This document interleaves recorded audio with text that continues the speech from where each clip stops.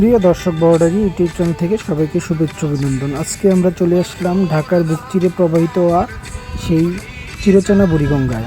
বুড়িগঙ্গার launch terminal থেকে আমরা কয়েকজন মিলে একটি নৌকা ভাড়া করলাম। আজকে আমাদের গন্তব্য বুড়িগঙ্গার মধ্যে নৌকা ভ্রমণ। নৌকা ছাড়তেই আমরা এক নতুন ঢাকার মুখোমুখি হলাম। নদীর পাড়ে গেঞ্জির মিল আর দোকানপাট এবং মসজিদ নতুন চোখে ধরা দিল এই সদরঘাট লঞ্চ টার্মিনাল। বুড়িগঙ্গা নদীর পেছনে একটি রহস্য ঘিরে আছে। ধারণা করা যায় সময় গঙ্গা নদীর শাখা ছিল এই বুড়িগঙ্গা নদী। শহরের প্রাণকেন্দ্রে এই নদীর অবস্থিত। অপরূপ সৌন্দর্য এবং নদীর দুপারে মানুষের যাতায়াতের কুলুহুল পরিবেশ ছিল চিরচেনা। একটা কথা না বললেই নয়, বুড়িগঙ্গার শব্দের অর্থ পুরাতন গঙ্গা। 1960 সালে মুঘল সুবাদার ইসলাম খান ঢাকাকে রাজধানী ঘোষণা করে এবং বুড়িগঙ্গার তীরে রাজধানী গড়ে তোলেন। নদীর পাড়েই গড়ে উঠেছিল লালবাগ কেল্লা, ইসলামপুর, ফারাসগঞ্জ, নবাবপুর এসব ঐতিহাসিক বাণিজ্যিক এলাকা। গঙ্গা ছিল সেই সময়ের প্রধান নৌপথ। ঢাকার সাথে নারায়ণগঞ্জ, মেঘনা এবং কলকাতার যাতায়াতের ব্যবস্থা ছিল এই নদীর মাধ্যমেই।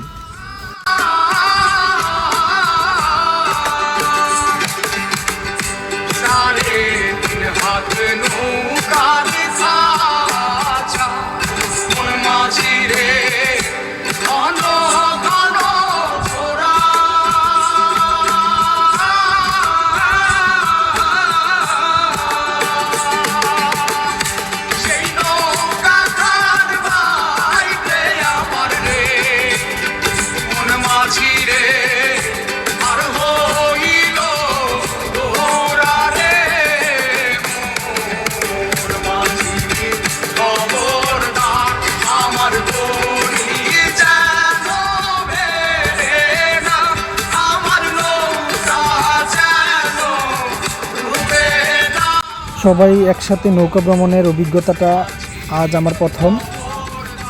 দেখতে পাচ্ছেন সবাই মিলে বুড়িগঙ্গার নদী ভ্রমণের যে মনোরম সৌন্দর্য এবং আবেগের অনুভূতি মনে জাগে তা বলা বাহুল্য।